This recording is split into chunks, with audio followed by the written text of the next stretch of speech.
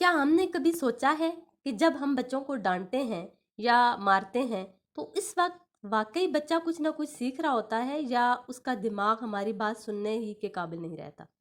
क्या ऊंची आवाज में समझाना वाकई बच्चों को सुधारता है या हम अनजाने में उनके जहन का कम्युनिकेशन ही बंद कर देते हैं? आज हम माइंड साइंस की रोशनी में इसी मौजू पर बात करेंगे। तो बिस्मिल्लाहिर्रहमानिर्रहीम, अस्सलाम वालेकुम मेरी बहनों और माओ। उम्मीद है आप सब अपने घरों में खैरियत से होंगी। अल्हम्दुलिल्लाह मैं भी खैरियत से हूँ। बच्चों को डांटने और मारने के बारे में माइंड साइंस क्या बताती है, आज हम इस मौजू पर बात करेंगे। बच्चों को जब भी वालिदैन डांटते या मारते हैं तो अमूमन दो मकासद उनके जहन में होते हैं। एक मकसद ये होता है कि हमारे इस डांटने और मारने की वजह से बच्चा जो कुछ भी कर रहा है, जो आप चाहते हैं कि वो ना करे, इससे वो सीखेगा, इससे वो डिस्करेज होगा और डर के मारे खौफ की वजह से वो काम छोड़ देगा। ये एक मकसद होता है। दूसरा मकसद वालिदैन का ये होता है कि उन्हें खुद नहीं पता होता कि इन्हें क्यों गुस्सा आ रहा है और वो गुस्से में कुछ समझाने की कोशिश करते हैं। मतलब जो भी वो बच्चों से चाहते हैं कि वो ये काम ना करें, इसको वो एक्सप्लेन करते हैं, लेकिन बहुत ज़्यादा गुस्से की हालत में। मिसाल के तौर पर वो ये समझाते हैं कि मैंने तुम्हें मना किया था कितनी मर्तबा, मैं समझाता हूँ कि ये काम नहीं करो। माँ कहती है मैंने कहा था ऐसे नहीं करते। अब यहाँ मकसद क्या है? बच्चे को समझाना, लेकिन तरीक़ाकार क्या है? गुफ्तगू का अंदाज़ क्या है? आपकी आवाज़ बहुत ज़्यादा लाउड है, आपकी बॉडी लैंग्वेज बहुत ज़्यादा जारहाना है, बहुत ख़तरनाक किस्म की बॉडी लैंग्वेज यूज़ होती है। ऐसा लगता है कि अभी हाथ उठ जाएगा। बाज़ औक़ात वालिदैन हाथ भी उठाते हैं, डांटने के साथ साथ बच्चों को मारते भी हैं और इनका मकसद ये होता है कि इसकी वजह से बच्चे का बिहेवियर तब्दील हो जाएगा, बच्चे में अच्छी तब्दीली आएगी और हमारा बच्चा सुधर जाएगा। ये वालिदैन के मकासद होते हैं। या फिर बाज़ औक़ात कोई मकसद नहीं होता, उनको अपने जज्बात पर काबू नहीं होता और वो गुस्से में मारने डांटने लग जाते हैं। यहाँ मैं आपको बताऊंगी कि अगर आपका पहला मकसद ये है कि बच्चा वो काम दोबारा ना करे जो आपको पसंद नहीं है, तो इससे बेहतर तरीका यह है कि आप डांटने की बजाय उसे सही तरीके से समझाएं। अब देखते हैं कि डांटने के क्या नुकसान होते हैं। जब हम बच्चे को डांटते हैं तो क्या होता है? इंसान दुनिया में दो खौफ लेकर आता है, एक ऊंचाई से गिरने का खौफ और दूसरा ऊंची आवाज़ का खौफ। इसके अलावा जितने भी खौफ हैं वो बाद में सीखे जाते हैं। ऊंची आवाज़ का खौफ क्यों होता है? क्योंकि जब भी ऊंची आवाज़ होती है तो इंसान का लाशऊर सर्वाइवल के लिए काम करना शुरू कर देता है।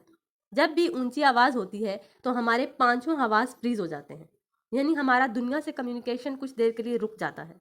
इंसान फ्रीज हो जाता है और उसके लाशऊर तक कोई बात नहीं पहुंचती। और यही वो वक्त होता है जब वालिदैन बच्चे को समझाने की कोशिश कर रहे होते हैं, लेकिन हकीकत यह है कि आपकी तेज़ आवाज़ की वजह से उसका कम्युनिकेशन नेटवर्क बंद हो चुका होता है और आपकी बात उस तक पहुंच ही नहीं रही होती। इस वक्त आप इसे समझाने की कोशिश कर रहे होते हैं कि मैंने कहा था ऐसे करो वैसे करो, और जब बच्चा दोबारा वही हरकत करता है तो आप कहते हैं मैंने तुम्हें उस वक्त भी डांटा था। असल मसला ये है कि इस वक्त बच्चे तक आपकी इंफॉर्मेशन पहुंची ही नहीं थी। अब एक और बात समझ लें, हमारी कम्युनिकेशन के 3 हिस्से होते हैं।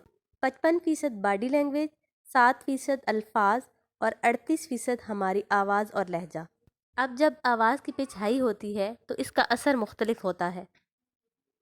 मिसाल के तौर पर अगर मैं कहूँ आप ये काम करेंगे, ये फ्लैट टोन है। अगर मैं यही जुमला ऊंची आवाज़ में कहूँ आप ये काम करेंगे, तो अब आपके पास चॉइस होती है, आप हाँ कहें या ना।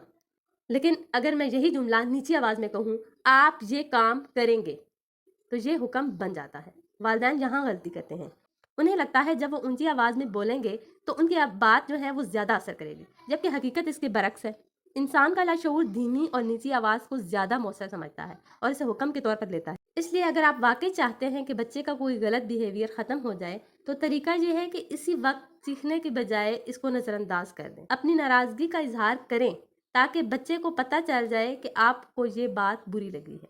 फिर कुछ देर बाद आप इसे बुलाएं, इसे अकेले में बिठाएं, इससे आई कांटेक्ट रखें, चेहरे पर मुस्कुराहट ना हो ताकि वो आपको गैर संजीदा ना समझे, और फिर धीमी आवाज़ में आर्डर की सूरत में इससे बात करें। आप कह सकते हैं आपने ये काम किया है, मैंने आपको पहले भी मना किया था, आइंदा ऐसा नहीं होगा। جب آپ اس طرح بات کریں گے تو آپ کے الفاظ، آپ کی باڈی لینگویج اور آپ کی ٹون مل کر بچے کے ذہن پر اثر ڈالیں گے، ورنہ ہم اکثر صرف اپنے آپ کو ہی بے وقوف بنا رہے ہوتے ہیں کہ ہم نے ڈانٹ دیا تو بچہ سدھر جائے گا۔ میں نے آج تک کوئی ایسا بچہ نہیں دیکھا جس سے اس کے والدین نے ڈانٹا ہو، مارا ہو اور اس نے وہ کام ہمیشہ کے لیے چھوڑ دیا ہو۔ 99% بچے وہی کام دوبارہ کرتے ہیں۔ اسی طرح استاد بچوں کو روز ڈانٹتے ہیں، کیا بچے سدھر جاتے ہیں؟ کبھی نہیں۔ مسئلہ یہ ہے کہ ہمیں پتہ چل جاتا ہے کہ یہ طریقہ مؤثر نہیں ہے، لیکن ہم پھر بھی اسے بدلنے کو تیار نہیں ہوتے۔ ٹیچر کو بھی پتہ ہوتا ہے کہ ڈانٹنے سے کچھ نہیں ہوگا، لیکن پھر بھی وہ سارا سال ڈانٹتے رہتے ہیں۔ اصل میں ہم خود فرسٹریٹ ہو رہے ہوتے ہیں اور ڈانٹ مار کے ذریعے اپنی فرسٹریشن نکال رہے ہوتے ہیں۔ بچوں کو سمجھانا ہمارا اصل مقصد نہیں رہتا۔ ایک دفعہ ایک باپ نے اپنے بیٹے کو بہت ڈانٹا کیونکہ اس نے گلاس توڑ دیا تھا۔ بچہ ڈر گیا، خاموش ہو گیا، لیکن چند دن بعد اس نے پھر وہی غلطی کر دی۔